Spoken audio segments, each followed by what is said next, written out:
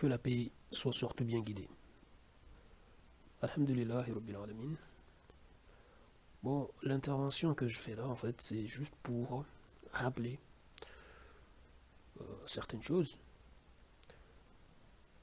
Euh, Essayer de dire juste aux gens qu'il faut savoir des fois relativiser énormément. Et c'est pour parler en fait du film La Grande Pyramide K 2019. L'intervention que je fais là, en fait, c'est quelque chose que j'ai voulu faire en fait bien avant. J'avais essayé, mais bon, après j'ai mis ça de côté. Je pense que j'ai bien fait, en fait, parce que ça m'a permis en fait aussi de repenser à certaines choses entre temps. Et d'ailleurs, la chose qui m'avait poussé en fait à vraiment vouloir faire l'intervention, c'est surtout en fait l'attitude des deux intervenants que Fahim Krasinski avait convié en fait à son dernier live en fait. Donc lorsque j'avais suivi ça en direct et tout, donc j'ai vu comment ces personnes en fait se comportaient, leurs remarques et aussi moi surtout une chose qui m'avait choqué, c'est lorsque l'une de ces personnes a osé demander à Fahim Krashenki d'expliquer la méthodologie scientifique des archéologues. Moi, franchement, j'étais embarrassé, j'étais choqué par ça. Et j'ai trouvé ça gênant, pour vous dire. Pour moi, ça n'a pas lieu d'être, en fait. En live comme ça, demander à une personne, voilà, au moins si vous lui demandez, vous êtes en train de vous chamailler en commentaire, voyez, ou bien vous parlez en privé, etc. Mais pas en live. Pas en live. Donc, même si, voilà, ce que la personne dit, ces arguments, pour vous, ça dénote euh, certaines choses, en fait, sur la personne. Pour vous, voilà, vous dites que cette personne ne connaît pas du tout la méthodologie. Donc, non, franchement, j'ai trouvé ça un peu rabaissant. Vous voyez. Mais bon, il n'y a pas mort d'homme non plus, donc voilà. Il y a des gens qui ont connu pire, ils ont survécu. Donc, bon, bref, revenons à notre sujet. Subhanallah, alors.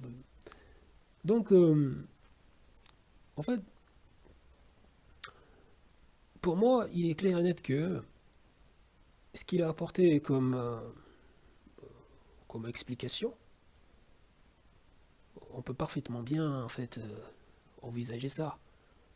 Vous voyez? Même si, bon, je trouve qu'il y a beaucoup de théories, hein, beaucoup de théories là-dedans. Mais après tout, il fonctionne aussi comme beaucoup d'archéologues, hein, parce que il y a des gens qui viennent là juste parce qu'ils ont trouvé un os, par exemple, ou juste un petit objet, et ils racontent beaucoup, beaucoup, beaucoup d'histoires. N'oubliez pas cela. Et d'ailleurs, les deux intervenants ont oublié ont oublié ça, que eux-mêmes, en fait, et bien d'autres, ils ont tendance aussi à se comporter comme ça. On trouve un objet, ah bah ça y est, ça part dans tous les sens. Ça raconte beaucoup d'histoires, comme si les gens euh, ont vécu ces temps-là, vous voyez, euh, avaient tout compris. Donc les gens, il faut relativiser quoi. Il faut être modeste. Il ne faut pas faire comme si euh,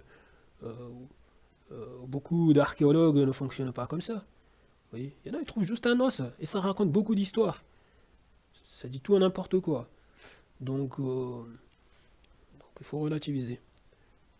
Et là, en fait, déjà la question de la loupe, euh, sa démarche, en fait, euh, je la comprends. Parce que lorsque vous partez, du moins en fait, sur un point, hein, dans le sens que Vous vous dites, bon, pour fabriquer le béton, pour fabriquer tout, en fait, tout ce qu'il y avait, pour pouvoir bâtir ces pyramides, ces obélisques, toutes ces choses-là, bah, il faut beaucoup de bois. Et vu le milieu, en fait, l'environnement, bah, franchement,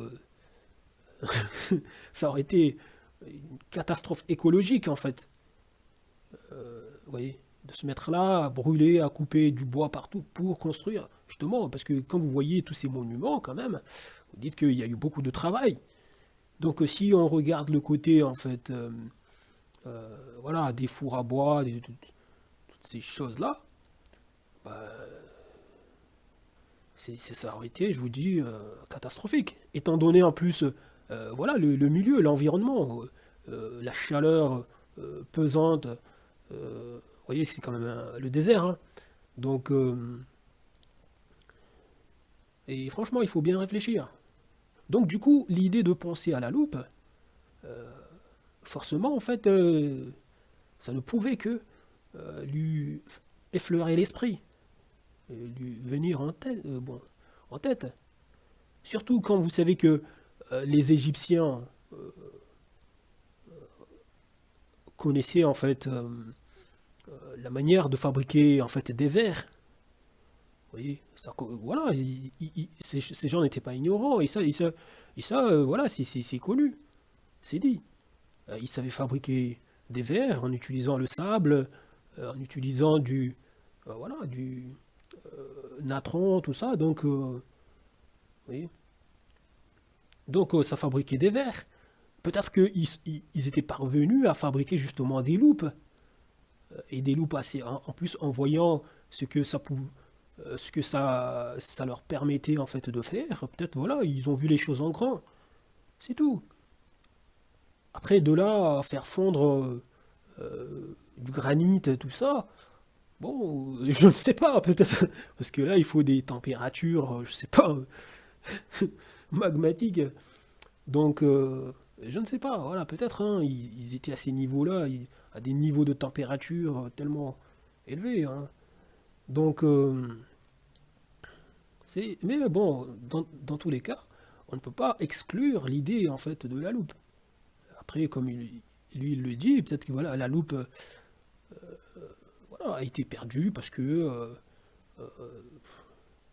ça n'a pas été. Peut-être voilà, ça s'est dissous dans l'eau, parce que bon, comme il le dit, hein, le matériau est très très sensible à l'eau, donc peut-être. Et puis, si les gens viennent là à dire. D'ailleurs, pour quelle raison on peut venir à dire que ouais mais il n'y a aucune trace de cette loupe etc sur les voilà sur les hiéroglyphes etc. Franchement peut-être voilà c'est un secret, c'était un secret pour eux voilà qu'ils ne voulaient pas divulguer voilà ça en fait ils ne voulaient pas laisser une trace de ça vous voyez pour garder le côté mystère en fait de leur bâtisse et tout ça donc oui, on ne sait pas combien de secrets au niveau, voilà, au niveau des constructions sont gardés par des gens, jalousement. Vous voyez. Les gens viennent là, s'émerveiller, ah, c'est magnifique, mais ils ne savent pas comment les choses ont été construites.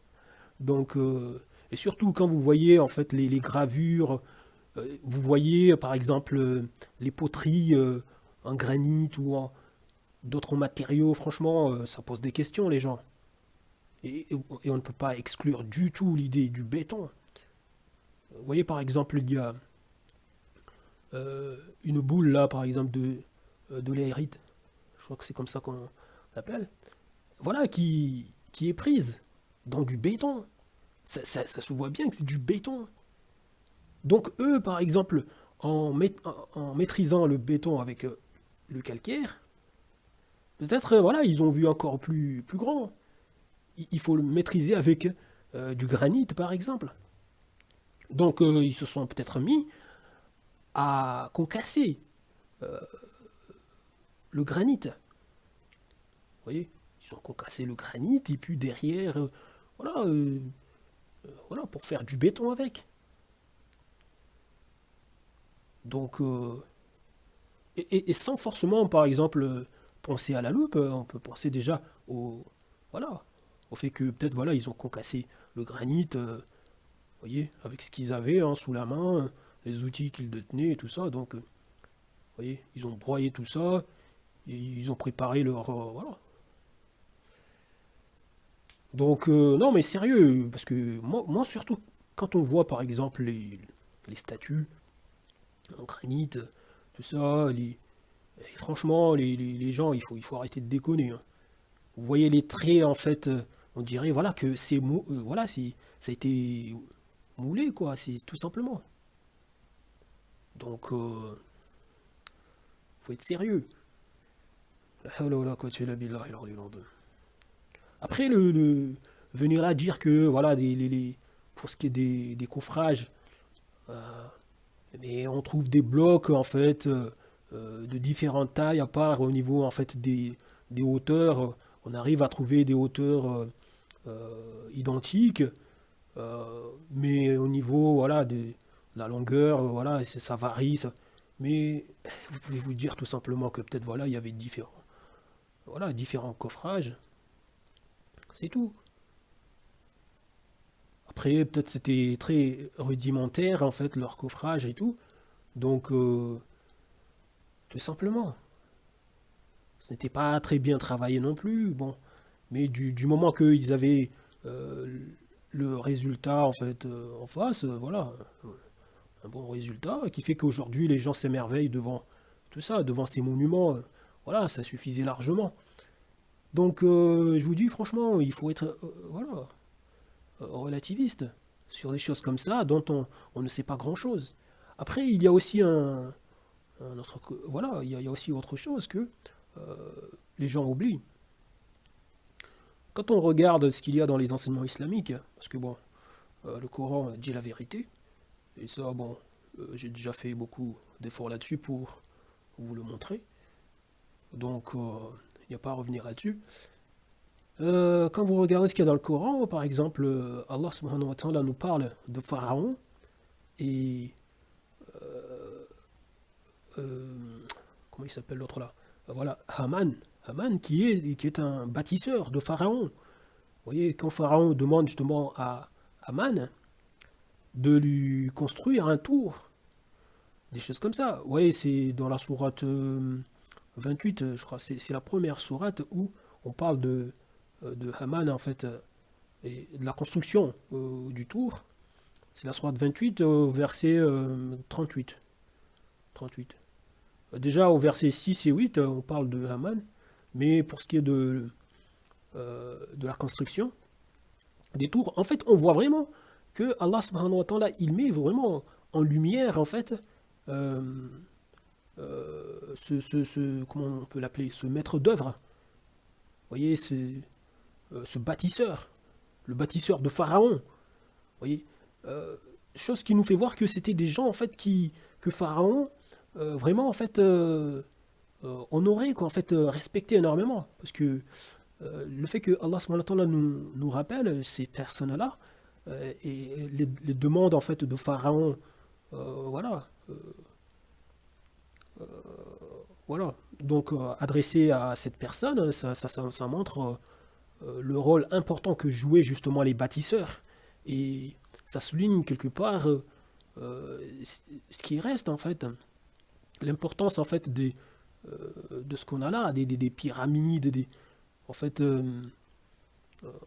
des choses montrant que c'était vraiment en fait des époques en fait très spéciales.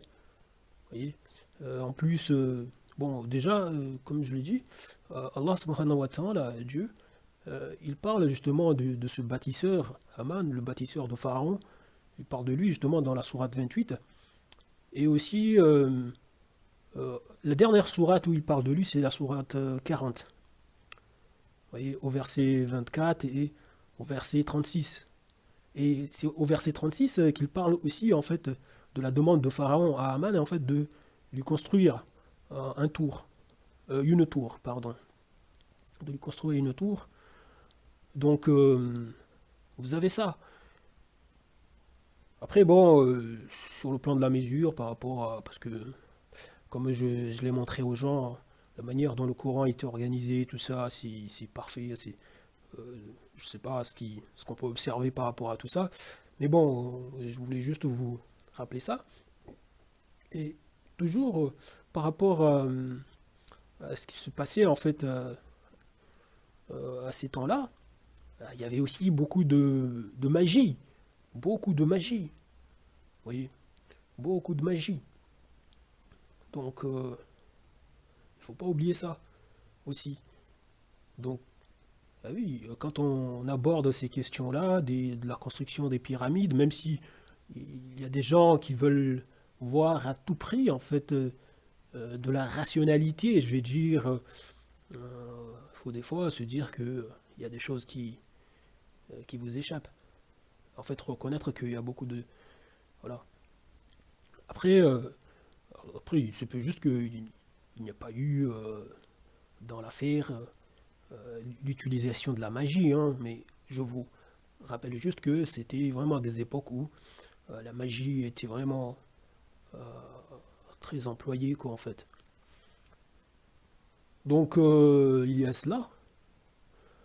D'ailleurs, même avec le roi Salomon, en fait, Sulayman, alayhi salam, vous avez vu, lorsqu'il avait demandé à ce que on lui apporte, oui, qu'on lui apporte le trône de la reine de Saba, c'était un peu le roi Salomon a demandé qu'on lui apporte le trône en fait de la reine de Saba. Il y a eu par exemple euh, une personne en fait qui s'est présentée et a demandé à Salomon que lui en fait il peut lui apporter en fait le trône en fait de la reine de Saba avant qu'il ne cligne voilà de l'œil. Donc vous voyez déjà la rapidité en fait. Donc et Allah subhanahu wa ta'ala nous dit justement que cet homme avait une science du livre. Donc subhanallah al-aliyyul azim. Donc il ne faut pas oublier tout ça. Euh, je tenais à vous rappeler juste tout ça. Et, euh, donc je pense que c'est tout, hein. Il n'y a pas besoin d'en rajouter. Je vous remercie du temps que vous avez pris pour ça et je vous dis salam.